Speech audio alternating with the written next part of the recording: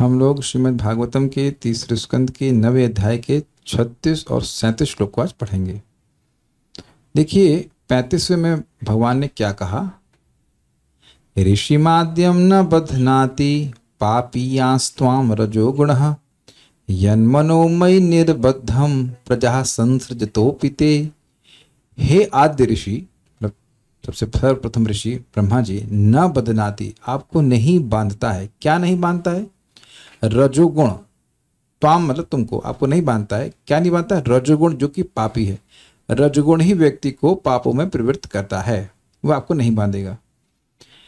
क्यों? तो कहते हैं यत मनोमयि निर्बद्धम, क्योंकि आपका मन मुझसे बहुत अच्छे से बद्ध है। इसलिए प्रजा संसृजतो पिते, प्रजा की सम्यक रूप से सृष्टि करते हुए भी आपको रजोगुण बांधेगा नहीं। सृष्टि का कार्य रजोगुण का होता है, और रजोगुण इनवेरिएबली इंग्लिश में कहते हैं, मतलब हिंदी में क्या कहेंगे उसको, निश्चित रूप से व्यक्ति को पाप करवा ही देता है। तृष्णा संग समुद्भवम, तृष्णाओं के कारण बंधा रहता है व्यक्ति। लेकिन कह रहे हैं सृष्टि करते हुए भी आपको रजोगुण, ये पापी रजोगुण पाप में प्रवृत्त नहीं कर पाएगा। तो उसके कारण को और यहां अब अगले श्लोक में स्पष्ट कर रहे हैं। कारण क्या है? आप मुझे जान गए हैं। किस रूप में जान गए हैं? कि किस प्रकार से मैं दिव्य हूं।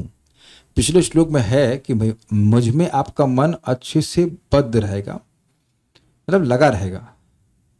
तो मन भगवान में क्यों लगा रहेगा? क्योंकि भगवान को एक दिव्य वस्तु के रूप में अनुभव कर लिए हैं आप आज।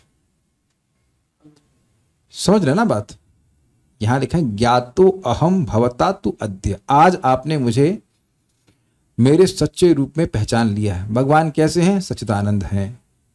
एक माता जी ने प्रश्न किया था परम पूज्य वृंदावन चंद्र महाराज से कि जब भगवान इतने सुंदर हैं तो हमारा चित्त विषयों में क्यों जा रहा है? उसको बंद कर दीजिए।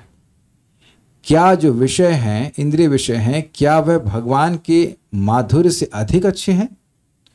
तो ये प्रश्न मतलब कोई चैलेंज में नहीं किया जा रहा है, एक संदेह प्रस्तुत कर रहा है। भाई भगवान के तुलना में, भगवान के सौंदर्य की तुलना में, माधुर्य की तुलना में इस जगत का हर विषय फीका ही है, तब हमारा चित्त उधर क्यों जाता है? प्रश्न होगा, अच्छा प्रश्न है। तो देखिए बात यह है कि जीव को भगवान का अनुभव अभी प्राप्त नहीं है। भगवान का अनुभव प्राप्त नहीं है, इस कारण से वह विषयों में भोग बुद्धि या कह सकते हैं सुख बुद्धि कर रहा है कि इनको प्राप्त करके मैं सुखी हो जाऊंगा। क्लियर समझ में आ रहा है? एकदम, I think it's very clear. तो अब यहां भगवान ने लिंक समझ गए। पिछले श्लोक में कह रहे हैं कि तुम सृष्टि करते हुए भी क्यों रजोगुण से प्रभावित नहीं होगे? क्योंकि तुम्हारा मन मुझ में नितराम बद्ध, अच्छे से बद्ध है, मतलब आसक्त है। मैं आसक्त मना पाता, वही वाले अर्थ में। तो अब यहां पे क्लियर हो रहा है कि क्यों बद्ध है। हाँ, भगवान में क्यों मन बद्ध है? मन वहां बद्ध होता है जहां से उसको सुख मिलता है। तो भगवान ने यहाँ पे कहा कि तुम मुझको आज जान रहे हो कि कैसे मैं दिव्य हूं।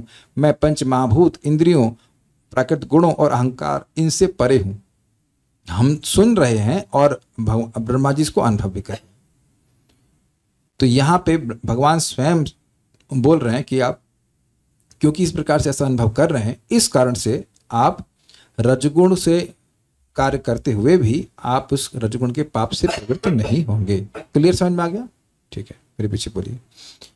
ज्ञातोहम भवता त्वद्य दुर्विज्ञेयोपि देहिनाम्। ज्ञातोहम भवता त्वद्य दुर्विज्ञेयोपि देहिनाम्। यन्मां त्वं मन्यसे युक्तं भूतेन्द्रिय गुणात्मभिः। यन्मां त्वं मन्यसे युक्तं भूतेन्द्रिय गुणात्मभिः। ज्ञातोहम भवता त्वद्य दुर्विज्ञेयोपि देहिनाम्। ज्ञातोहम भवता त्वद्य दुर्विज्ञेयोपि देहिनाम्। यन्मां त्वं मन्यसे युक्तं भूतेन्द्रिय गुणात्मभिः। यन्मां त्वं मन्यसे युक्तं भूतेन्द्रिय गुणात्मभिः। ज्ञातोहम भवता त्वद्य दुर्विज्ञेयोपि देहिनाम्। ज्ञातोहम त्वं भवता त्वद्य दुर्विज्ञेयोऽपि देहिनां यन्मां त्वं मन्यसे युक्तं भूतेन्द्रिय गुणात्मभिः यन्मां त्वं मन्यसे युक्तं भूतेन्द्रियगुणात्मभिः बोलिए।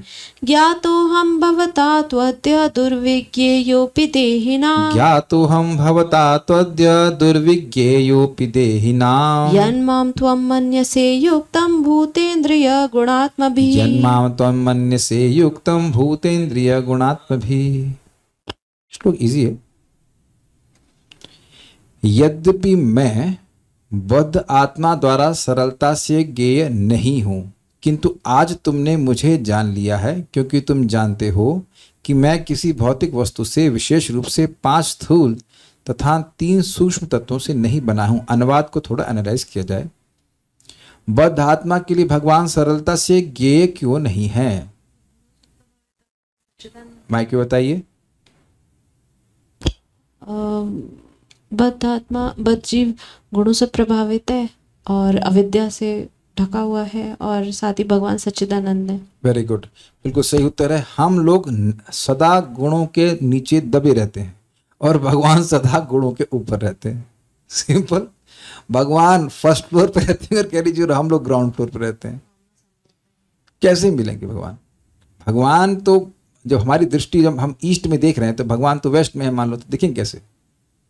तो इसलिए समझना मुश्किल है, कि अन्यथा आज तक समझ में ही आ गए होते। माया मुक्त जीव नाही स्वतः कृष्ण ज्ञान, जीवेर कृपा कैला कृष्ण वेद पुराण। माया से मुक्त जीव जो अविद्या से ग्रसित है, जो अपने को ही नहीं जान रहा, वह भगवान के बारे में स्वतः स्फूर्त भाव से कैसे जानेगा? जो कुछ भी वो सोचेगा वह मन के द्वारा सोचेगा, बुद्धि के द्वारा सोचेगा, और मन बुद्धि से तो वह खुद ही परे है। आत्मा ही मन और बुद्धि के परे है। तो जब हम अपने को ही मन और बुद्धि से नहीं समझ पाएंगे तो भगवान को कैसे समझेंगे? तो अब फिर कहेंगे, फिर किंतु लगाने से मतलब हुआ कि कुछ अलग बात है। किंतु आज तुमने मुझे जान लिया है, इसका मतलब है कि एक जीव के लिए भगवान को जानना संभव है, लेकिन उस तरीके से नहीं जिस तरह से वह अन्य वस्तुओं को जानता है। आध्यात्मिक वस्तु यानी आप जानते हैं, स्पष्ट लोग जानते हैं, अतः श्री कृष्ण नामादि न भवेद ग्राह्यम इंद्रिय सेवोन्मुखे जीवादौ स्वयं एव स्फुरतः। क्योंकि भगवान पूरी तरह से दिव्य हैं, इसलिए उनका नाम, रूप, गुण, लीला आदि जो कुछ भी है वह दिव्य है। तो अगर व्यक्ति भोग बुद्धि से, जो कि उस समय वर्तमान में है, उससे वह भगवान को जानने का प्रयास करेगा तो वह विफलता को ही प्राप्त होगा। जैसे कि ब्रह्मा जी पहले प्रयास कर रहे थे, लेकिन जब सेवोन्मुख होता है, वह कृष्ण की सेवा करने की वृत्ति को जागृत करता है, तो कृष्ण स्वयं ही अपने आप को प्रकट करते हैं। ये बात यहाँ अंडरलाइन कीजिएगा कि किसी भी तपस्या से भगवान की प्राप्ति नहीं हो सकती है। हम तप कर रहे हैं, जो भी कुछ कर रहे हैं, उससे भगवान को प्रसन्न करने का प्रयास कर रहे हैं, और जब भगवान प्रसन्न होते हैं तो स्वयं अपने आप को प्रकाशित करते हैं। जैसे किसी भी साधन से हम सूर्य को प्रकट नहीं कर सकते, सूर्य स्वतः अपनी स्वेच्छा से ही प्रकट होता है। ये भी और अगले श्लोक में क्लियर हो जाएगा। ठीक है। अब प्रश्न होगा कि आप ऐसा क्यों कहते हो कि मैंने आपको जान लिया है? तो भगवान कहते हैं क्योंकि तुम अब समझ रहे हो, भगवान तो हृदय में ज्ञान स्वयं ही दे रहे हैं, क्योंकि तुम समझ रहे हो कि मेरा जो स्वरूप तुम्हारे सामने है वो कदापि भौतिक नहीं है, बिल्कुल भी वह भौतिक गुणों से युक्त नहीं है। तो जो व्यक्ति समझा वह भगवान को समझा, और जो कह रहा है कि कृष्ण 5-4 साल पहले पैदा हुए, ये हुआ फूलन गाना, इंसान की तरह भगवान को मान रहा है, वह बिल्कुल कुछ नहीं जान रहा है। अन्वय अहम, मैं, देही नाम, देहस्थ जीवों के लिए, समझे, देहिनो अस्मिन यथा देहे, देही मतलब जो इस देह में है, उसके लिए दुर्विज्ञेय, ज्ञेय मतलब जानना, विज्ञेय मतलब विशेष रूप से जानना, और दुर्विज्ञेय मतलब बहुत मुश्किल से जानना। अगम्य है, अगम्य अपि भवता, होते हुए भी तुम्हारे द्वारा अद्य तु ज्ञाता, आज जाना गया हूं। तो स्पष्ट है कि जो व्यक्ति अपने को देह मान रहा है वह ऐसे व्यक्ति की धारणा कैसे कर सकता है जिसका देह उससे अभिन्न हो। इस समय मैं अपने देह से अलग हूं, तो ऐसे व्यक्ति की धारणा करना जिसका जो वो देह है जो है जिसमें देह और देही का भेद ना हो, ऐसा तो हम कहीं सुनेंगे ही नहीं। सुनने में ही नहीं आता, अनुभव करने की तो बात ही छोड़ दीजिए। तो अब समझ में आ रहा है कि मुश्किल क्यों लगता है। जैसे मैं कहूं कि भाई डोसा डोसा डोसा डोसा डोसा डोसा डोसा डोसा, तो अब का डोसा का डोसा तो नहीं आ जाएगा। Is it not? लेकिन कृष्ण बोलते ही कृष्ण मेरी जीवा पर हैं, ये बात है। तो कृष्ण दिव्य हैं और इसका अनुभव साधकों को, भक्तों को जैसे जैसे वो नाम जप करते जाते हैं, एक दिव्य सुख की अनुभूति के रूप में होता है। यू वांट टू चैंट मोर, तो अब यही इससे समझ लेना चाहिए कि कुछ ये दिव्य वस्तु है, फिर आगे जाकर के और हमको ये अनुभूति होगी। भाव भक्ति के स्तर पर व्यक्ति को पूर्णतः अनुभव हो जाता है कि कृष्ण का नाम पूर्णतः कृष्ण से अभिनय, रियलाइजेशन हो जाता है। तो अब समझ रहे हैं कि भगवान यहां बोल रहे हैं कि ब्रह्मा जी आपको प्रेमा भक्ति प्राप्त हो गई है। क्यों? भक्त्या माम अभिजानाति यावन यश्चास्मि तत्पतः, भक्ति के द्वारा ही मुझे वैसे जाना जा सकता हूं जैसा कि मैं हूं, भगवान गीता में बोले हैं। और यहां क्या बोल रहे हैं? तुमने मुझको वैसा ही जाना है जैसा कि मैं हूं। समझ में आ गया ना? लिंक कर रहे हैं ना? तो प्रेमा भक्ति के द्वारा आपको प्रेमा भक्ति प्राप्त हो गई है। इसीलिए ब्रह्मा जी आज आप अपने आप को, आज मुझे आप समझ रहे हैं कि मैं किस रूप में हूं। ठीक है, ओके। और ये आज आप इसलिए समझ रहे हैं कि क्योंकि जब आपने तपस्या करना शुरू किया था तब आपने ये प्रश्न नहीं किया था कि मैं कब करूंगा। You surrendered. Very interesting. हम सभी को भगवान का अनुभव होगा, लेकिन कब होगा वो प्रश्न नहीं किया जाना चाहिए। जैसे ही हम ये लिमिट करना शुरू कर देते हैं, इट इज डिसप्लीजिंग टू कृष्णा, कि ये तो मेरा बॉस बनना चाहता है, मुझे बांधने का प्रयास कर रहा है। ये चीज ठीक नहीं। ब्रह्मा जी को तो खाली दो बात सुनने को मिली, तप तप। तो कब तक? वो बोलते कब कब अगर सुना उन्हें तप तप, वो कहते कब कब, कब तक करता रहूं? तो उसका कोई उत्तर नहीं दिया गया। क्लियर है? लेकिन वो इन्फिनिटी के लिए नहीं बोला की है। अब देख सकते हैं आद्य मतलब आप जान लिए। क्यों जान लिया हूं? यत, क्योंकि त्वम माम, तुम मुझे, भूतेन्द्रिय गुणात्म भी, भूत को अलग कीजिए। भूत मतलब पंच महाभूत, इंद्रिय मतलब 10 इंद्रियां, गुण मतलब सत्वादि गुण, सत्वगुण रजगुण तमगुण, और आत्मा मतलब अहंकार से भी, महाभूतों इंद्रियों सत्वादि गुण तथा अहंकार से भी अयुक्तम बनने से, असंयुक्त जानते हो। मतलब तुम जानते हो कि भगवान में न तो भूत है, न इंद्रियां हैं, न गुण है, न आत्मा है, फिर भी भगवान एक व्यक्ति के रूप में है। भगवान की आंखें हैं, भगवान की इंद्रियां हैं, लेकिन उनकी इंद्रियां प्राकृत नहीं है, ऐसे तुम समझते हो। आज तुम समझ पाए कि मैं आंख से भी खा लेता हूं, मैं हाथ से भी सुन लेता हूं, मेरे वास्तविक स्वरूप को तुम समझ पा रहे हो। आप और मैं, हम सभी लोग समझेंगे। Just keep on hearing Shrimad Bhagavatam.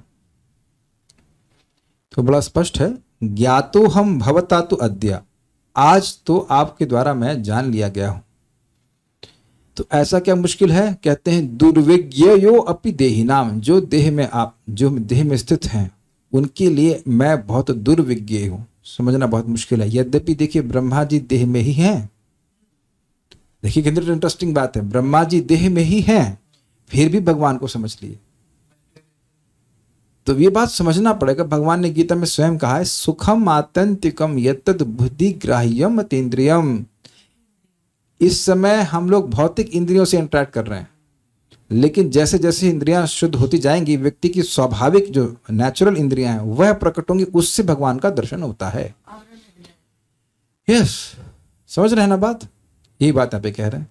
इसलिए यह नहीं सोचना चाहिए कि जब मैं आध्यात्मिक जगत में जाऊंगा तभी भगवान का अनुभव होगा। That's a wrong conception. आप ऐसा क्यों कहते हैं कि मैं आपको जान गया? तो कहते हैं यन माम त्वम वन्य से अयुक्तम, क्योंकि यन मतलब यह यहाँ पे, क्योंकि माम तुम मुझको, माम त्वम, माम मतलब मुझको तुम अयुक्तम वन्य से, अयुक्त मानते हो। किस चीज से? भूत इंद्रिय गुणात्म भी, पंच महाभूतों से, इंद्रियों से, गुणों से और अहंकार से। अर्थात इस जगत की किसी भी श्रेष्ठ वस्तु से तुम मेरी तुलना नहीं करते हो। तुमने अनुभव कर लिया है, तो ऐसा क्योंकि तुम मुझे जान लिए हो, इसलिए तुम्हारा मन मुझ में ही आसक्त रहेगा। क्लियर? और इस कारण से रजगुण का उपयोग करके सृष्टि करते हुए भी तुम बद्ध नहीं होगे। इसी कारण से अर्जुन भी युद्ध करते हुए भी बद्ध नहीं हो रहे हैं, उनका मन भगवान में ही आसक्त था। श्रीधरी, इस श्लोक में श्री भगवान कहते हैं कि तुम मुझको भूतेंद्रियों तथा सत्व, रजस एवं तमस इन गुणों तथा अहंकार से रहित मानते हो, इसलिए तुम मुझे जान पाए हो, क्योंकि मैं तो शरीरधारी जीवों के लिए दुर्वेज्ञ हूं। एक बात समझ लीजिए, यद्यपि हमें इसका पूर्ण अनुभव नहीं है, लेकिन सिद्धांत आपको यह पकड़ना ही पड़ेगा कि भगवान पूरी तरह से निर्गुण हैं। अब आप कह रहे हो yes yes yes yes very good, लेकिन ये मानना ही होगा क्योंकि यही सत्य है। हमारी इंद्रियां गलत इंफॉर्मेशन दे रही हैं। जो भगवान के नाम को कोई भौतिक वाइब्रेशन मान रहा है या भगवान के विग्रह को भौतिक वाइब्रेशन मान रहा है, वह नारकीय बुद्धि से युक्त कहा जाता है। या वैष्णवों में जाति बुद्धि रख रहा है, ये गुप्ता हैं, ये पांडे हैं, इत्यादि इत्यादि। तो इस तरह की बात अगर वह बोल रहा है तो वह नारकीय बुद्धि है। क्लियर समझ में आ गया? गुरुषु नरमति वैष्णव, गुरुषु नरमति वैष्णवेर जात बुद्धि।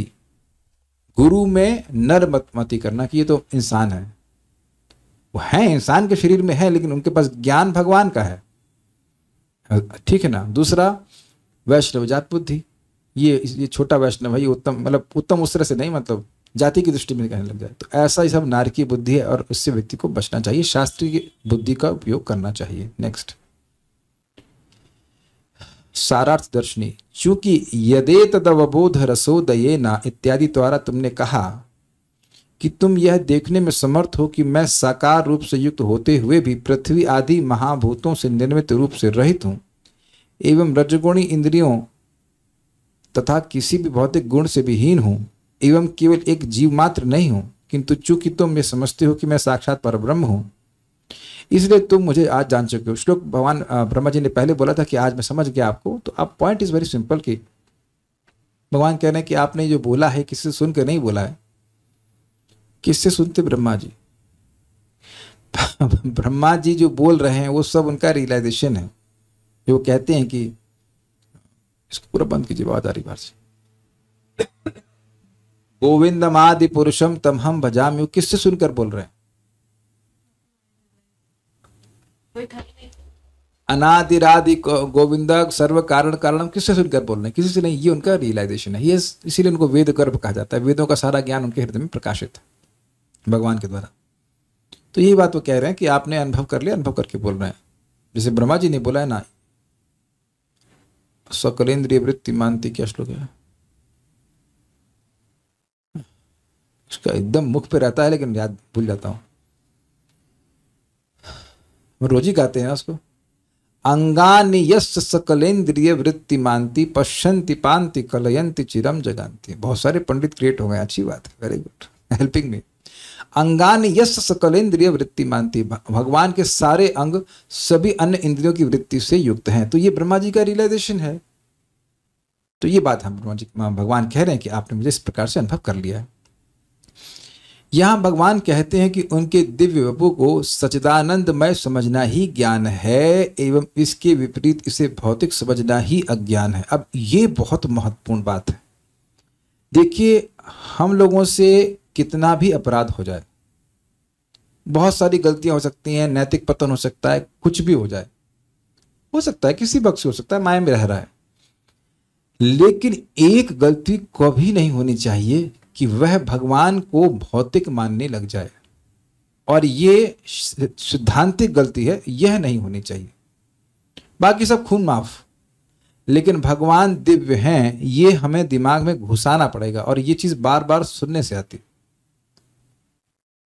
ओके? इसीलिए आप देख रहे हैं प्रभुपाद बार बार रिपीट कर रहे हैं कि भगवान निराकार नहीं है, वो साकार हैं और उनका वह दिव्य रूप है।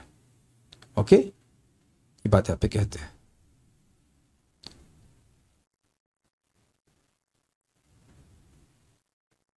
प्रश्न है कि क्या भगवान चरणों से, जिस प्रकार से भगवान चरणों से भी खा लेते हैं, हाथ से सूंघ लेते हैं, क्या भगवान के पार्षद भी ऐसे ही होते हैं? प्रभुपाद एक जगह समझाते हैं कि इस अवस्था में हमारी इंद्रियां ऐसी नहीं है, इंटरचेंजेबल गुण वाली नहीं है, लेकिन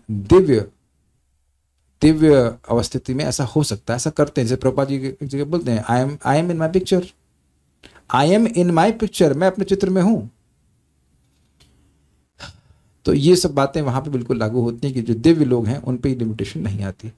जो भी लिमिटेशन है वो इस जगत में है, आध्यात्मिक जगत में ऐसी लिमिटेशन नहीं है। तात्पर्य जैसे प्रभुपाद जी प्रथम स्कंद में कहे हैं, जहां पे नारद जी अवतरित होते हैं व्यासदेव जी को समझाने के लिए, तो वहां प्रभुपाद कहते हैं, Srila Narada ji has kindly appeared in the pages of Srimad Bhagavatam. तात्पर्य सर्वोच्च परम सत्य के ज्ञान के लिए यह आवश्यक नहीं कि भौतिक जगत का निषेध किया जाए, अपितु इसके लिए आध्यात्मिक जगत का ज्ञान आवश्यक है। समझे आप? इस जगत में आकार है, तो अब आध्यात्मिक जगत में आकार नहीं होना चाहिए, ये बात गलत है। आकार है लेकिन वह दिव्य है। यह सोचना कि भौतिक जगत की अनुभूति स्वरूपों में की जाती है, इसलिए आध्यात्मिक जगत रूप विहीन होगा, आत्मा की निषेधात्मक भौतिक धारणा है। समझे आप? यह नहीं है, नेति नीति से कहते हैं आत्मा यह नहीं है, भगवान यह नहीं है, यह नहीं है, यह नहीं है। इसका मतलब यह नहीं है कि भगवान है नहीं, ये भगवान है, भगवान के पार्षद हैं इत्यादि सब कुछ है। ये बात प्रभुपाद समझाते हैं। असली आध्यात्मिक धारणा तो यह है कि आध्यात्मिक स्वरूप भौतिक स्वरूप नहीं है। ब्रह्मा ने भगवान के नित्य रूप की उस तरह से प्रशंसा की और भगवान ने ब्रह्मा की आध्यात्मिक धारणा का अनुमोदन किया कि मैं ऐसा ही हूं जैसा आप बोलते हो। भगवत गीता में भगवान कृष्ण के शरीर की उस भौतिक अवधारणा की निंदा की जाती है जो इस कारण से उत्पन्न होती है कि वे एक मनुष्य की भांति उपस्थित है। क्या श्लोक है? अवजानन्ति माम मूढ़ा मानुषिम तनुमाश्रितम परम भावम अजानंतो मम भूतम महेश्वरम। जो मूर्ख हैं वह मुझे नहीं जानते और वह सोचते हैं कि मैं एक मनुष्य की देह का आश्रय लेकर के प्रकट होता हूं। इसीलिए लोग भगवान कृष्ण के बारे में चर्चा नहीं कर रहे हैं। बहुत सारे लोगों के ऊपर पिक्चरें बनने आजकल चालू हो गई हैं लेकिन भगवान के बारे में नहीं वो चर्चा करते हैं। जो एक व्यक्ति मर के चला गया, पता नहीं कहाँ गया, है कि नहीं, उसके बारे में तुम चर्चा करते हो, यानी कि तुम उसके गुणों की सराहना कर रहे हो। समझे ना? उसके लिए करोड़ों करोड़ रुपए की पिक्चर बना रहे हो, लेकिन भगवान के दिव्य गुणों को न समझ पाने के कारण उधर लोगों का ध्यान नहीं है। समझे आप?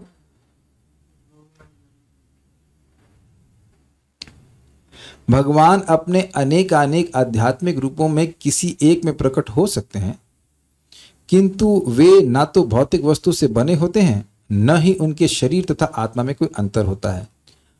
भगवान के आध्यात्मिक स्वरूप की चिंतन की यही विधि है। इसीलिए जैसे हम मंदिर में जाएं तो बड़ा भाग्य माने कि भगवान हमारी इंद्रियों के लिए गोचर एक स्वरूप में प्रकट हुए हैं। है वो पूर्णतः दिव्य स्वरूप, लेकिन भगवान की अतिशय दया है कि वह भगवान हमें दिख जाए, इस समय हमारी इंद्रियों में सामने आ जाए, ऐसे रूप में अपने को प्रस्तुत किए हैं। अन्यथा अब भगवान से यहाँ पे कृष्ण बलराम जी मंदिर में हैं तो उनमें और भगवान में कोई भेद नहीं है। जितनी हमारी आध्यात्मिक प्रगति होगी तो हम भगवान से बात भी कर पाएंगे। तो ये बात स्पष्ट है। अगर ये समझेगा शास्त्र के अनुसार तो व्यक्ति का उत्साह होगा। अब आगे वहां पे क्या कहते हैं जरा देखिए। तुभ्यम मद विचिकित्सायाम आत्मा में दर्शितो बहिः। तुभ्यं मद्विचिकित्सायाम् आत्मा मे दर्शितो बहिः। नालेना सलिले मूलम पुष्करस्य चिन्वतः। नालेन सलिले मूलं पुष्करस्य चिन्वतः। विचिन्वता तो नहीं है ना, थोड़ा सा मिस्टेक हो गया इसमें, विचिन्वता होना चाहिए। तुभ्यं मद विचिकित्सायाम आत्मा में दर्शितो बहिः। तुभ्यं मद्विचिकित्सायाम् आत्मा मे दर्शितो बहिः। विचिन्वता शब्द है। नालेना सलिले मूलम पुष्करस्य विचिन्वतः। नालेन सलिले मूलं पुष्करस्य विचिन्वतः। तुभ्यं मद विचिकित्सायाम् आत्मा मे दर्शितो बहिः। तुभ्यं मद विचिकित्सायाम् आत्मा मे दर्शितो बहिः। नालेन सलिले मूलं पुष्करस्य विचिन्वतः। नालेन सलिले मूलं पुष्करस्य विचिन्वतः। तुभ्यं मद विचिकित्सायाम् आत्मा मे दर्शितो बहिः। तुभ्यं मद विचिकित्सायाम् आत्मा मे दर्शितो बहिः। नालेन सलिले मूलं पुष्करस्य विचिन्वतः। नालेन सलिले मूलं पुष्करस्य विचिन्वतः। जब तुम यह सोच विचार कर रहे थे कि तुम्हारे जन्म के कमल नाल के डंठल का कोई स्रोत है कि नहीं, और तुम उस डंठल के भीतर प्रविष्ट भी हो गए थे, तब तुम कुछ भी पता नहीं लगा सके थे। मतलब जिस तरह से तुम अपनी शक्ति से मुझे जानने का प्रयास कर रहे थे, तो वो तो प्रयास विफल था, ये ब्रह्मा जी को याद दिला रहे हैं। यानी कि जब ब्रह्मा जी ने आत्म साक्षात्कार की शुरुआत करी थी, Krishna was conscious that he wants to know him. कुछ सुनाई पड़ा मैंने क्या कहा? कुछ सुनाई पड़ रहा है ना सब लोगों को? अच्छे सुनाई पड़ रहा ना? ऑडियो में कोई दिक्कत तो नहीं है ना? यानी कि आज आप भजन कर रहे हैं तो व्यक्ति सोचेगा अरे पता नहीं भगवान हमको देखते हैं कि नहीं देखते हैं। है कि नहीं? हम लोग नाल में ऊपर नहीं जाते हैं, हम लोग भक्ति में कभी उत्साहित होते हैं, कभी डाउन होते हैं, कभी ऊपर, कभी अरे भगवान कुछ देख रहे हैं कि नहीं देख रहे हैं, कितनी कठिनाई में है। ऐसा एक साधक के मन में आ सकता है अगर वह श्रीमद् भागवतम का नित्य सेवन नहीं करेगा। जैसे अब आज अगर डिनर छोड़ दे तो कल सुबह कमजोरी लगेगी कि नहीं लगेगी? जी हाँ, इस प्रकार से श्रवण आवश्यक है। We become enthused, strengthened in our faith by hearing regularly। बिल्कुल वैसे ही कार्य करता है, बिल्कुल वैसे कार्य करता है। आप रोज सुनते जाइए भगवान के बारे में, खूब उत्साहित रहेंगे, है ना? अभी भोजन कर लिया, खूब उत्साहित रहेंगे, खूब एनर्जी रहेगी। एक दिन भोजन ना करें तो कैसे डाउन हो जाता है व्यक्ति।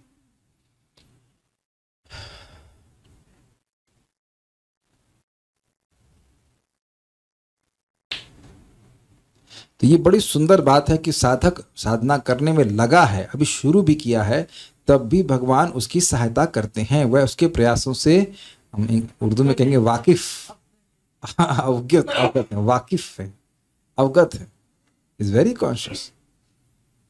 किंतु उस समय मैंने भीतर से अपना रूप प्रकट किया। तब देखिए उस समय का बिल्कुल स्पष्ट अर्थ है। उस समय का मतलब है कि जब वो ऊपर नीचे जा रहे थे तब नहीं, जब वो कब ऊपर नीचे जाके देखे, नहीं समझ में पता नहीं है कि नहीं, ऐसा रहा।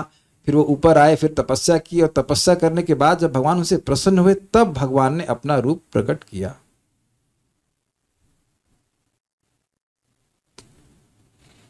तो भी हम तुमको नाल लेना, नाल रूपी छिद्र मार्ग द्वारा, जो कमल की नाल थी उसके छेद से ऊपर नीचे जा रहे थे, पुष्करस्य, विश्व कमल के मूल यानी अधिष्ठान का जो उसका स्रोत था, उसका सलिले विचिन्वतः, प्रवेश पूर्वक जल में अन्वेषण करके श्रांत हो जाने पर थे, छोड़ दीजिए, मतलब कि जल में प्रवेश किए और वहां ढूंढ रहे हैं कि उसका अधिष्ठान क्या है, और ऐसा करते करते जो थक गए, उसके जाने पर मद विचिकित्सायाम, इसका क्या मतलब है? मद मतलब मेरे विषय में, विचिकित्सायाम एवं मुझ अपने आश्रय को नहीं देख पाने के कारण आश्रय के होने एवं न होने के विषय में संदेह होने पर,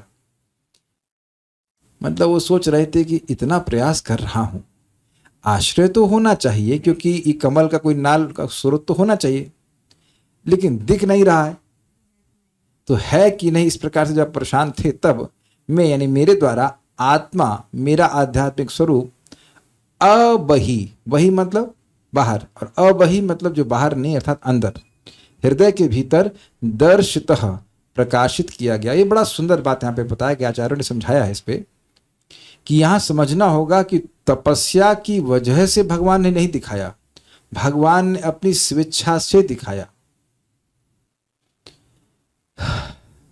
ये एक सिद्धांत है कि भगवान को वही देख सकता है जिसको भगवान स्वयं अपना स्वरूप दिखाना चाहे। हम किसी भी तपस्या के द्वारा भगवान को बाध्य नहीं कर सकते कि हमने इतने समय तक तपस्या करी है तो अब आप हमारे सामने प्रकट हो जाइए। That is not a proper attitude at all. भगवान दर्शन जरूर देंगे, लेकिन उनकी इच्छा के अनुसार देंगे।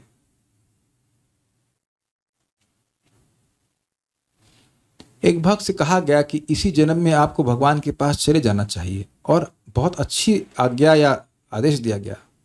लेकिन एक विचार कीजिए कि क्या ये हमारे कंट्रोल में है?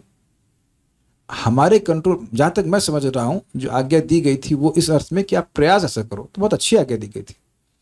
लेकिन हम लोगों को यह नहीं सोचना चाहिए कि हम अपने प्रयास से भगवान के पास चले जाएंगे, कि हमने इतने भजन किया है तो भगवान हमको वैकुंठ में एंट्रेंस दे दीजिए। नहीं, ये प्लीज इसको यही, इस बात को तिलांजलि दे दीजिए। ये एटीट्यूड है ही नहीं।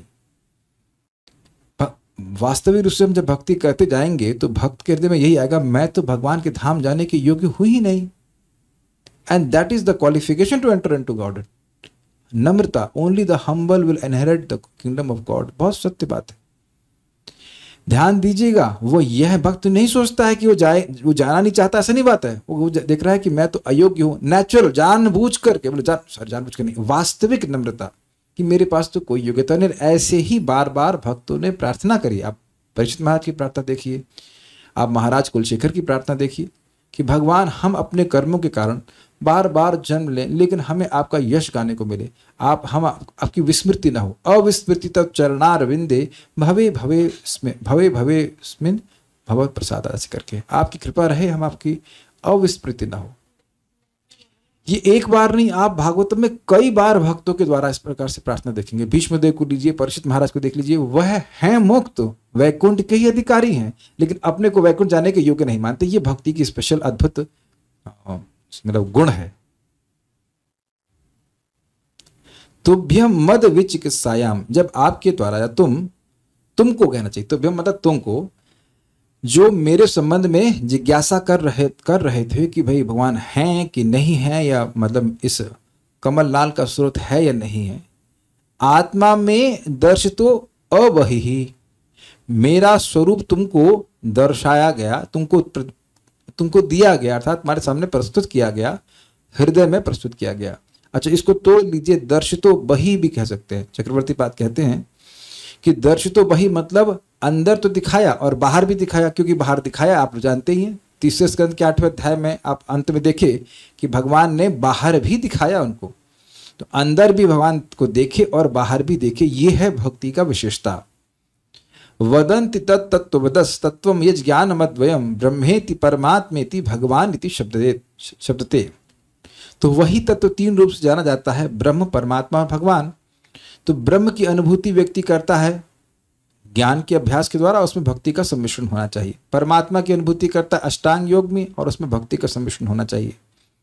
तो ब्रह्म की अनुभूति में भगवान के स्वरूप की अनुभूति होती नहीं है, परमात्मा अनुभूति में हृदय में ही होती है, लेकिन भक्ति के द्वारा भगवान की अनुभूति हृदय में भी होती है और सामने भी होती है, जैसे कि ध्रुव महाराज को हुई थी। तो यही अर्थ यहाँ पे दोनों आपको ग्रहण करने पड़ेंगे। अबही मतलब हृदय में दिखाया, और बही मतलब बाहर दिखाया। इसीलिए ब्रह्मा जी क्या बोलते हैं, प्रेमांजन छुरित भक्ति विलोचनेना संतः सदैव हृदयेषु विलोकयन्ति। तो ये उनका अनुभव है कि जिनको प्रेम का अंजन प्राप्त हो जाता है तो वह अंदर निरंतर देखते हैं, तो अंदर भी देखते हैं और बाहर भी देखते हैं। और भगवान ने भी कुछ श्लोकों में पहले बोला था कि जहां जहां भी तुम देखोगे तुम्हें मेरा ही दर्शन प्राप्त होगा, ये भगवान ने बोला। नाले, ये सब कब हुआ, तो कहते हैं नालेना, नाल के द्वारा, कमल नाल के द्वारा, सलिले मूलम पुष्करस्य विचिन्वतः, जल में तुम उस विश्व रूपी कमल के मूल को जब खोज रहे थे तब मैंने तुम्हें दर्शन दिए। तो तब का बड़ा स्पष्ट अर्थ है कि तब नहीं दिए, उसके बाद जब थक करके ऊपर आ गए, फिर कमल नाल पे तपस्या की, उसके बाद भगवत तपस्या से भगवान प्रसन्न हुए, फिर वह भगवान उनको प्रकट किए। क्लियर हो गया ये चीजें। देखिए, इसीलिए श्रीमद् भागवतम को क्रम से सुनना जरूरी है। अब मान लो कोई आज इस श्लोक को सुन रहा है, आज सुनना शुरू किया, तो वह हो सकता है कहे कि ये क्या कह रहे हैं, हमको समझ में नहीं आ रहा है। देखिए, समझने का प्रयास कीजिए, ये क्रम से रखा गए सारे श्लोक हैं। ये अंडरस्टूड है कि आपने पहले के 8-7 सब पढ़ लिया है, सुन लिया है, तब इस बात को आप समझ पाएंगे। तो ये जो लोग सुनते आए उनके लिए कोई भी कठिनाई नहीं कि घटना क्या हुई। ओके। और जो मान लो पहली बार भी सुन रहे तो निराश नहीं हो, आगे कभी दोबारा कथा आएगी तो आ ही जाएगी, नहीं तो रिकॉर्डिंग्स हैं, आप उसको पुराना सुन लीजिए ना। श्रीधरी, तुम कमल नाल के मार्ग से जल के भीतर अपने मूल का अन्वेषण कर रहे थे, तुमको मेरे विषय में संदेह हुआ ही होगा। This is interesting, this is interesting. क्या भक्तों को कभी कभी हृदय में नहीं आता, अरे भगवान है या नहीं है, हमारा इतना दुख है, हमको क्यों नहीं बचा रहे हैं? तो भगवान जान रहे हैं कि ये संदेह एक भक्त के जीवन में आ सकता है, कभी कभी बहुत कष्ट होता है, ये भगवान मेरे संग ऐसा क्यों कर रहे हैं? तो भगवान वहां तो उत्तर नहीं देते, लेकिन प्रवचन में सुनवा देते हैं, don't ask why, don't ask why, है ना, don't ask why, ask how. ये है इंटरेस्टिंग। कई बार भक्त मुझे बोलते हैं कि प्रभु यहाँ का प्रवचन सुनकर मेरे प्रश्न को उत्तर हो गए। अब मैं तो ना परमात्मा हूं जो सबके प्रश्न को उत्तर जान करके बोल रहा हूं, भगवान सुनवा देते हैं। भगवान बोल, आपके मन में कोई प्रश्न हो रहा होगा और वो बात प्रवचन में आ जाती है, उत्तर हो जाता है। कभी आप लोगों के संग ऐसा हुआ है कि कोई आध्यात्मिक जिज्ञासा है, फंस रहा है मन, और किताब खोली प्रभुपाद की, अगर खोलते हैं तो अभ्यास है, तो खोलते हैं तो देखा वही पेज खुल गया, वही आपके प्रश्न का उत्तर हो गया। तो ये this is very helpful.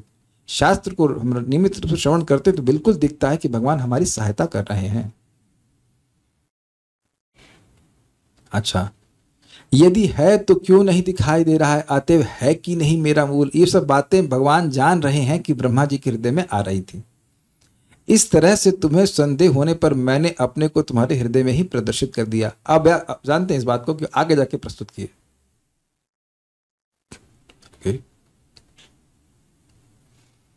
I hope sound आ रहा होगा हम लोग को, ठीक है। सारा दृष्टि, आप इस विषय के प्रमाण हैं कि चूंकि मेरा रूप केवल मेरी अचिंत इच्छा द्वारा ही दृश्यमान होता है, अतः यह दिव्य रूप वस्तुतः प्राकृत नेत्र आदि इंद्रियों द्वारा ग्राह्य नहीं है। ये समझ में आया आपको बात? पिछले श्लोक में वह कह रहे हैं कि आपने मुझको समझा और भौतिक इंद्रियों से, भौतिक वस्तुओं से रहित समझा। तो मान लो कोई कहे कि इसका प्रमाण कौन है, तो वो कह रहे हैं ब्रह्मा जी आप स्वयं ही इसके प्रमाण हैं। जैसे जगत में कहते हैं ना कि तुम ये बोल रहे हो तो तुम ब्रह्मा हो, अर्थात ब्रह्मा जी अगर आप होते तो आपसे आपका बात स्वतः सिद्ध होती, क्योंकि आप वेद स्वरूप हैं, वेद स्वतः प्रमाण है। तो ब्रह्मा जी स्वयं इस विषय में प्रमाण है। भाई देखिए, आपने इस शब्द को अपने से भी कभी बोला होगा, देखिए भाई इस संबंध में तो हम ही प्रमाण है। मतलब क्यों प्रमाण है? मान लो कोई दवा खा रहे हैं, तो आपने दवा खाई तो कहे भैया दुनिया की बात क्या कहें, हम ही को ले लो, बोलते हैं कि नहीं, हम खुद इस दवा को लेकर ठीक हुए भाई। तो वहां आपका अनुभव ही प्रमाण होता है, आपको कहीं दूसरे को बोलने की जरूरत नहीं होती है। अब यहाँ पे जितने भी भक्त हैं इस संबंध में वो आप स्वयं ही आप प्रमाण हैं कि भगवान की भक्ति हृदय को शुद्ध करती है, कि बहुत सारे दुर्गुण नष्ट होते हैं। अभी हम यहाँ पे इंटरेक्टिव सेशन नहीं कर रहे हैं, लेकिन अगर सबसे पूछेंगे तो सब लोग स्वीकार करेंगे कि हाँ हम बुरी आदतों से ग्रसित थे और हरे कृष्ण मंत्र जपने से वो बुरी आदतें चली गई। तो कौन प्रमाण है इसका? आप स्वयं प्रमाण। तो उसी प्रकार से ब्रह्मा जी यहाँ स्वतः प्रमाण हैं कि भगवान का रूप चिन्मय है, क्योंकि बोल भी चुके हैं कि मैं पहले आपको नहीं देख पाया, अब मैं जब आपकी कृपा हुई तो मैं आपको देख पाया। क्लियर? ठीक है भाई। प्राकृत होते तो ब्रह्मा जी पकड़ लेते, और प्राकृत नहीं है लेकिन फिर भी दिखे हैं। इसका मतलब है क्यों? इसका मतलब यह है कि भगवान के दिव्य जो स्वरूप है वो पूरी तरह से दिव्य है।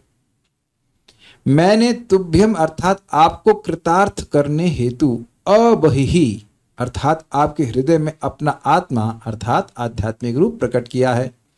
अथवा शब्द को बहि के रूप में लिया जा सकता है, मतलब दर्शित बहि तोड़ लीजिए जैसे, और तब इसका अर्थ होगा कि मैंने बाह्य रूप से भी तुमको अपना स्वरूप दिखलाया है। और ये देखिए केवल एक तरोड़ मरोड़ के अर्थ नहीं रखा गया है, क्योंकि भागवत के श्लोक में हम देखे हैं कि ब्रह्मा जी को भगवान ने बाह्य रूप भी दिखलाया है। आप पिछले श्लोक में, पिछले अध्याय में अंत में देखिए भगवान की वर्णन आ रहा है कि भगवान ऐसे हैं, वो हरे पर्वत के समान है, इत्यादि इत्यादि। तो ब्रह्मा जी को उस रूप में वो दिखाई पड़े हैं, बाहर हृदय में भी दिखाई पड़े और बाहर भी दिखाई पड़े, क्योंकि गोपाल तापनी उपनिषद में कहा गया है गोपवेशों में पुरस्ताद आविर्बभूवः, भगवान मेरे समक्ष एक गोप के वेश में प्रकट हुए। अथवा इसका इस प्रकार इसका अर्थ होगा कि मैंने अपना स्वरूप आपको दिखाया, मतलब अपनी इच्छा से दिखाया। कब कब दिखाया? मैंने अपना रूप तब प्रकट किया जब आप मेरे विषय में विशेष चिंतन सहित कमल नाल के आश्रय का अन्वेषण कर रहे थे। अब इससे क्या सीखा आपने? देखिए, जब वो कमल नाल का अन्वेषण कर रहे थे तो वह ये नहीं सोच रहे थे कि आज ब्रेकफास्ट में क्या होगा।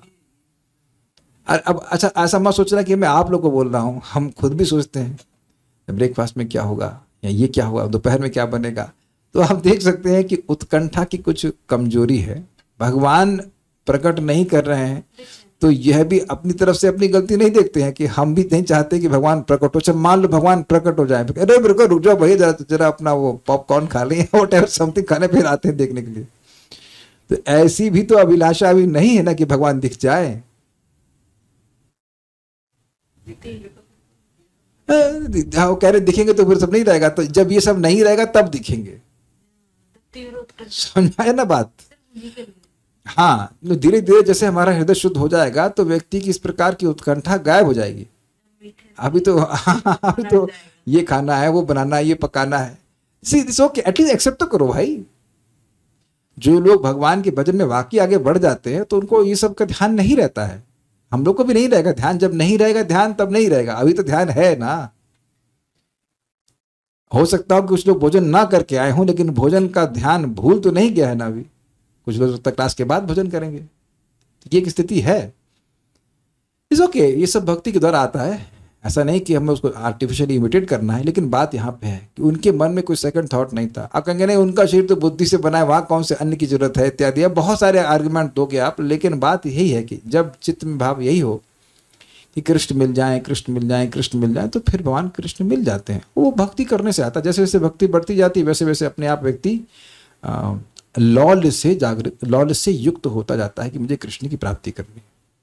वो अपने आप होता है, आपको अलग से कुछ प्रयास करने की जरूरत नहीं।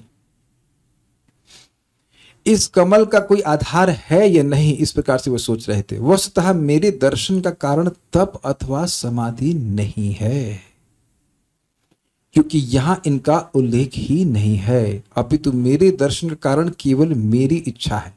जब भक्त का अत्यधिक लौल्य होता है कि मैं भगवान को देखूं, तो भगवान उसकी इच्छा को देखकर अपनी स्वेच्छा से उसके हृदय में अपने स्वरूप को प्रकट करते हैं।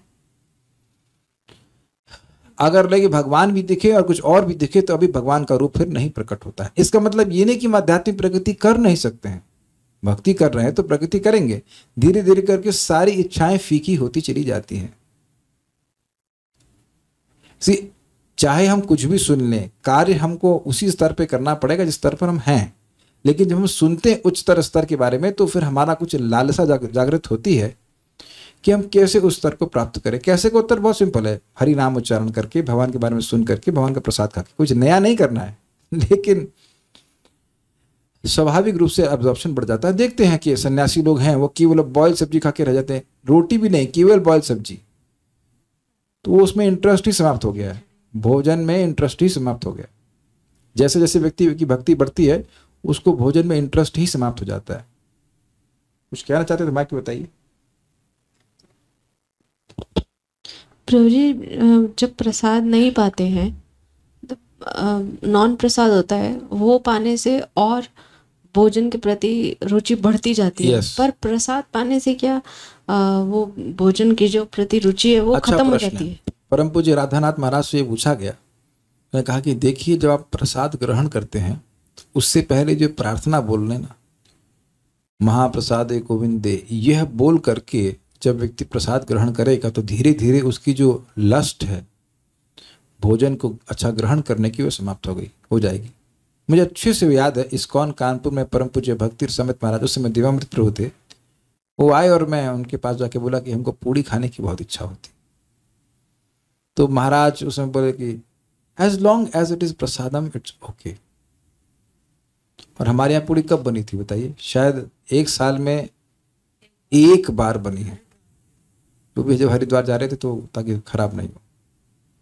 तो अब बहुत सारी चीज़ों की इच्छा है और बहुत सारी चीज़ों की इच्छा गायब भी हो गई। हमको अपना गुणगान नहीं कर रहे हैं, जस्ट खास इच्छा होती। तो विषय हम ऐसे बोल दे रहा हूँ तो याद आ गया, नहीं तो ऐसा कुछ ऐसा नहीं कि बहुत ज़्यादा हम पकौड़े खाते हैं, कुछ भी नहीं। बहुत ज़्यादा क्या, बिल्कुल ही नहीं खाते, बनते ही नहीं है। अगर किसी को जीरो ऑयल के पकौड़े वो आते हैं, लेकिन जीरो ऑयल के बनते नहीं, पानी से पकौड़े नहीं बनते हैं। But I am just saying कि देयर आर सम डिजायर्स। ऐसा नहीं कह सकते कि मुझे खीर भी अच्छी लगती है, नहीं, ऐसा नहीं है। बस सर्टेन डिजायर्स आर गॉन, कि ये खाना है वो खाना है। अब बाकी लोगों की कुछ और इच्छा हो सकती है। हर एक बात ध्यान रखना, भगवान आपकी तुलना अन्यों से नहीं करते हैं। ये था माम प्रपद्यन्ते ताम सते भुजाम्यहम्। जितना हम सरेंडर कर पा रहे हैं, वेरी गुड, गो फॉरवर्ड। मुझे मैं गलत हो सकता हूँ, मैं ऐसा सोच रहा हूँ, हो सकता हो कि मैं गलत हूँ। आप लोग कहीं मिल जाए तो बताना कि भगवान तुलना करते हो कि देखो वो तो इतना कर रहा है जो तुम तो कुछ करते ही नहीं है। I mean maybe I am wrong, but I don't know. ये भगवान जरूर कहें कि तुम मुझे सबसे अधिक प्रिय हो, जैसे उद्धव जी को कहें, गोपियों को कहें, लेकिन अन्य लोगों से ऐसा नहीं कह रहे तुम प्रिय हो वो प्रिय नहीं है। ऐसी बातें तो भगवान नहीं कहते।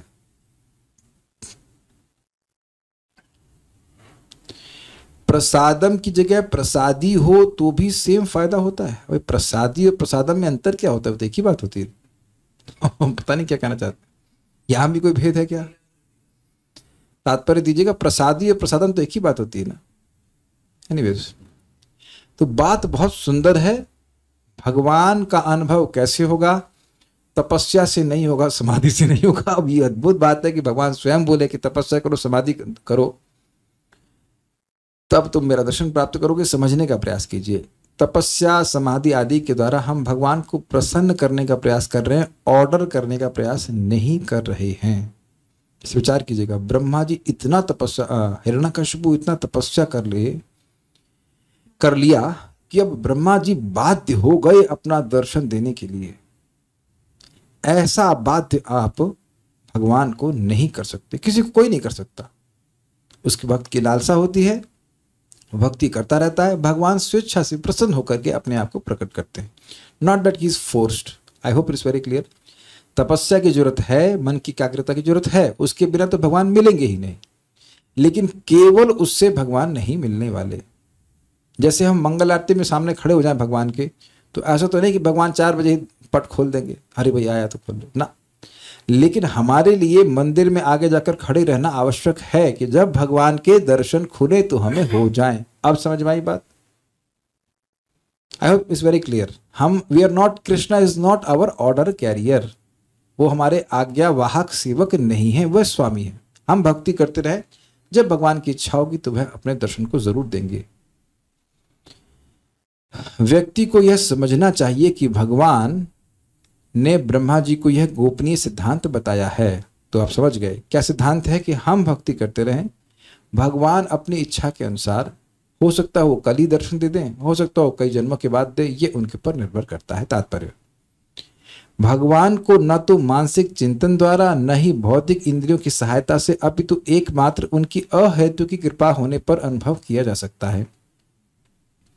भौतिक इंद्रियां भगवान की दिव्य जानकारी तक नहीं पहुंच सकती। उन्हें एकमात्र विनीत भक्ति के द्वारा जाना जा सकता है, तब वे भक्त के समक्ष स्वयं प्रकट होते हैं। एकदम स्पष्ट है।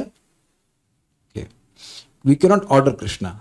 एकमात्र भगवत प्रेम द्वारा मनुष्य ईश्वर को जान सकता है, अन्य किसी प्रकार से नहीं। भगवान को भौतिक आंखों से नहीं देखा जा सकता है, किंतु उन्हें भगवत प्रेम के अंजन से खुले दिव्य नेत्रों द्वारा भीतर से देखा जा सकता है। इस समझने का प्रयास करें और अच्छी तरह से। जैसे कि जगन्नाथपुरी में लोग जाते हैं जगन्नाथ जी के दर्शन करने के लिए, लेकिन वही जगन्नाथ जी का दर्शन जब श्रीमन चैतन्य महाप्रभु ने किया तो वो बेहोश हो गए। वही नित्यानंद प्रभु दर्शन किए तो वो बेहोश हो गए। तो वह जो अनुभव है वह शुद्ध हृदय के द्वारा होता है। जगन्नाथ जी तो वही है, भगवान का नाम वही है, लेकिन जिसके हृदय में भक्ति होती है उसको अलग अनुभव होगा। तो फिर आप कोई कहेगा कि अरे तब हमारे हृदय ऐसा कैसे बनेगा? सिंपल, हरे कृष्णा कृष्ण कृष्ण हरे हरे, हरे राम राम राम हरे हरे। बड़ी सुंदर बात परम पूज्य राधानाथ महाराज को पूछी गई कि हम हृदय से जप कैसे करें। तो महाराज ने बताया कि देखिए, हमारा हृदय हमारी इच्छाओं का केंद्र होता है। क्लियर? सारी इच्छाएं यहां से आप देखते होंगे, यहां से उठती हैं। तो इस इच्छा से कि मेरा हृदय शुद्ध हो जाए, व्यक्ति नामोच्चारण करे, ये भगवान को बहुत अच्छा लगता है। अपने हृदय को शुद्ध करने के लिए व्यक्ति इस जगत में सामान्यतः पूजा नहीं करते हैं। सुमन माता जी, आप रिलेटिवली नई हैं, क्या आपने, मुझे पूरा विश्वास है कि आपने पूजा पाठ जरूर किया होगा भक्ति में आने से पहले भी, लेकिन क्या आपने कभी भी, केवल अब गर्दन से अनुमोदन कीजिएगा, क्या आपने कभी भी ये सुना कि हमें पूजा अपने हृदय को शुद्ध करने के लिए करनी चाहिए? Did you hear this? नहीं। सो दिस समझ गया आप ना, मैं एकदम नए व्यक्ति से पूछ रहा हूँ। ये आप कहीं अपनी दादी, ताऊ, चाची, किसी को पूछ लो, हृदय को शुद्ध करने की इच्छा से कोई व्यक्ति न तो पूजा करता है और न उसे पता होता है कि पूजा ऐसी कुछ होती भी है जिससे हृदय शुद्ध हो। क्यों राजकुमार प्रभु जी? देखा, ऐसा नहीं होता ना, बहुत रेयर, कभी नहीं। तो इस इच्छा से युक्त होकर के व्यक्ति भक्ति करे कि मेरा हृदय शुद्ध हो जाए, तो बहुत उससे आगे जाके भगवान उसमें प्रकट हो, तो फिर ये होता है हृदय से जप करने का मतलब। I hope it is very clear. चाहे आपको कोई जप में रुचि आए या ना आए, उससे कोई मतलब नहीं, लेकिन हमारी एकदम क्लियर कट इच्छा है कि हमारा हृदय शुद्ध हो जाए। जैसे आपके घर में कोई महान व्यक्ति आते हैं तो घर की सफाई करना भी उनके प्रीति विधान से अलग नहीं है। ऐसे गंदे स्थान में तो आप नहीं कोई किसी को बैठा देंगे ना। तो भगवान, हम लोग भगवान को फोर्स नहीं कर सकते अपने हृदय में प्रकट होने के लिए, लेकिन अपने हृदय का ऐसा निर्माण कर सकते हैं, चित्त शुद्ध कर सकते हैं कि भगवान प्रसन्न हो वहां पे प्रकट होने के लिए। क्लियर है? ये सारी भक्ति का प्रोसीजर क्या है? हृदय को शुद्ध करने की प्रक्रिया है, ताकि हम भगवान को अपने शुद्ध हृदय में आकर्षित करने के लिए सक्षम हो सके। भगवान को भौतिक आंखों से नहीं देखा जा सकता है, किंतु उन्हें भगवत प्रेम के अंजन से खुले हुए दिव्य नेत्रों द्वारा भीतर से देखा जा सकता है। इसकी व्याख्या मैंने कर दी। जब तक पदार्थ के मलिन आवरण के कारण मनुष्य की आध्यात्मिक आंखें बंद रहती हैं, वह भगवान को नहीं देख सकता। अब मैं कैसे पढ़ूंगा बताइए? अब आगे तो उसमें कुछ लिखा ही हुआ है, तो मुझे तो कुछ नहीं दिख रहा है। समझ गए? आंख बंद कर लूंगा तो सामने कुछ लिखा भी है, तब भी मैं कैसे देख पाऊंगा? बिल्कुल स्पष्ट है। तो जिस व्यक्ति के हृदय इस प्रकार से दूषित है, वह उसको भगवान नहीं दिखाई पड़ते। तो घबराने की बात नहीं, प्रोसीजर बड़ा स्पष्ट है। भगवान की कथा सुनिए, जप कीजिए। किंतु जब भक्ति योग द्वारा यह मल या धूल हटा दिया जाता है, तो मनुष्य निश्चित रूप से भगवान का दर्शन कर सकता है। ब्रह्मा अपने व्यक्तिगत प्रयास से कमल नाल का मूल देख पाने में असफल रहे, किंतु जब भगवान उनकी तपस्या तथा भक्ति से तुष्ट हो गए, तो उन्होंने बिना बाह्य प्रयास के अपने आप को भीतर से प्रकट कर दिया। भाई साहब, बहुत जबरदस्त बात है, पूरा जीवन चेंज हो जाएगा, ये बात समझ में आ जाए तो। अपने प्रयास से भगवान को देखा नहीं जा सकता, मतलब अपने कल्पित प्रयास से। मैं ये सोचूं कि मैं अपने आइडिया से भगवान को जान लूंगा, तो जान ही नहीं सकता। क्लियर? लेकिन भगवान जो उपाय बता रहे हैं उनको जानने का, वह क्या होता है? वह होता है अमोघ। भगवान जो रास्ता बता रहे हैं वह भगवान तक ही जाएगा, बाकी रास्ते वही नहीं जाते हैं। लेकिन जो रास्ता भगवान बता रहे हैं वो रास्ता भगवान तक ही जाता है। जैसे मेरा ये अच्छा अनुभव है कि मेरा घर मंदिर से दूर है और काफ़ी कॉम्प्लिकेटेड है, थोड़ा सा कॉम्प्लिकेटेड है मतलब पहुंचने में। तो अपने से सोच के आप मेरे घर में पहुंच जाएंगे, किसी की दम है ऐसा करने की? साधना माता जी को हम गूगल का वो मैप भी दिए, बेचारी घूम गई इधर से उधर से घूम रही है। जनरली हमारे घर के पीछे लोग पहुंच जाते हैं। तो आप बताइए कि अगर मैं एड्रेस ना बताऊं तो आप पहुंच जाएंगे मेरे पास? बहुत मुश्किल होगा, नेक्स्ट टू इम्पॉसिबल। कहाँ इतना दूर में हम छुपे पटे हुए हैं? नहीं, कहाँ हैं आप? नहीं दिख रहे हैं। तो अब आप फिर हम एड्रेस बताते हो, यहाँ से ऐसे है ना, वहाँ से ऐसे ना, वैसे करके अब उससे आ जाएगा, तो आप आसानी से पहुँच जाओगे। जब एक सामान्य व्यक्ति के लिए घर को पहुँचने के लिए आपको उसकी सहायता की जरूरत पड़ती है, तो आप बताइए कि भगवान के पास व्यक्ति कैसे पहुँचेगा? लेकिन जो भगवान का बताया हुआ मार्ग है भाइयों, वो समझ लीजिए वे अमोघ है। और जो उस पर चलता है, जिस दिन से उसने चलना शुरू किया उसी दिन से भगवान उससे प्रसन्न है, वो उसकी सहायता पग पग पर करते हैं। आप देख रहे हैं अपने जीवन में, जैसे कुछ वक्त लोग सोच रहे हैं हमको दीक्षा नहीं मिल रही है, जब दीक्षा की जरूरत होगी तो मिल ही जाएगी। समझिए ना बात। हमको अच्छे से पता है कि हमें कैसे मिली है। कुछ रुकावट थी, एकदम रुकावट हटा करके हम तो सीधे कंप्लेन करने के लिए एक ही व्यक्ति, ताऊ जी को कंप्लेन करना। कौन ताऊ जी? दाऊ जी। हाँ दाऊ जी, बड़ी दिक्कत हो रही है, आप हमारी सारी कंप्लेन उनके पास करो। पर हम तो आज तक जीवन में जो भी सफलता मिली है, दाऊ जी कृपा। कृष्ण बलराम के पास जाओ, भगवान ये प्रॉब्लम हो रही है, भगवान सब सॉल्व कर देंगे। और बताना कौन सी प्रॉब्लम सॉल्व नहीं करते, सब सॉल्व करते हैं। उनके लिए कुछ भी नहीं है। आप ऐसे कहो, मैं मान लो कहोगे साधना बात है, माता जी थोड़ी तहरी बना सकती हैं कि बड़ी बहुत बड़ी प्रॉब्लम है, तहरी फिर गोभी बना के बेचते हैं, समझ गए ना। जैसे आपके लिए तहरी इजी है ना, डैम इजी, ऐसे कृष्ण कुछ भी करेंगे। आप जब भगवान के लिए आगे बढ़ने के लिए होंगे उत्सुक, तो भगवान सारे रास्ते खोल देंगे, सारे के सारे ब्लॉकेजेस खोल देंगे कृष्ण। आप उनसे प्रार्थना तो कीजिए, वो हैं, वो हैं, आपके हृदय में भी हैं, सामने भी हैं। That's why Krishna is there. देखिए प्रभुपाद जी तो कृष्ण बलराम से बात करके बोल रहे हैं कि देखो, हम लोग को बता रहे हैं कि देखो तुम लोग को जो भी समस्या हो इनको बता देना और वो तुम्हारे प्रॉब्लम सॉल्व कर देंगे। और होती है, होती है, होती है। अपने जीवन में देखिएगा, वो भगवान इसीलिए समस्या देते हैं ताकि आप थोड़ा उनको बुलाइए, क्यों हमको भी कुछ गिने भाई, ये सोच रहा है सब कुछ अपने से कर लेगा, ऐसा करना होता है। यही तो भगवान अर्जुन को भी बोले कि कार्य करो लेकिन मुझ पर आश्रित होकर करो। Devotees are. कुछ प्रश्न है। Prasadi means mixing offered food with bhoga. अरे भगवान, तो यही और कैसे प्रसाद बनाते हो भाई? फल लेते हैं, 2-4 फल भगवान को अर्पण करते हैं, उसका सारे ग्रुप में मिला देते हैं, तो सब प्रसादम होता है। हम तो भगवान को देखकर बेहोश नहीं होते हैं। तो अच्छा है ना बेहोश नहीं हो रही हो, फिर क्लास में कैसे आओगे कि बेहोशी होती रहो? अरे बेहोश होने की बात तो भागवत में रखी गई है। What is that? निगम कल्प तरोर गलितम फलम सुख मुखाद द्रव अमृत संयुतम पिबत भागवतम रसम आलयम। इस भागवत को पियो तो कब तक पियो? जब तक आलय, जब तक लय न हो जाए। लय का मतलब एक अष्ट सात्विक विकार होता है, जब तक व्यक्ति बेहोश नहीं हो जाता। तो कह रहे तब तक भागवत सुनते रहो जब तक तुम उसको सुन के बेहोश ना हो जाओ। तो प्रश्न किया गया, अरे बेहोश हो जाओगे तो सुनो कैसे? तो कहते हैं बेहोश हो जाओगे बेहोश हो जाओगे, ठीक है, फिर होश आएगा, फिर सुनो और मुंह, फिर बेहोश हो जाओ। तो ये भागवत प्रेम की स्थिति है। अभी हम लोग स्थिति पे ऐसा नहीं है, लेकिन भगवान की कृपा से ट्रैक पे हैं। बहुत लोग तो इस जीवन में इस ट्रैक को टच किए बिना ही मर जाएंगे, और वो भी आप महाप्रभु की कृपा को प्राप्त हो तो घबराइए मत।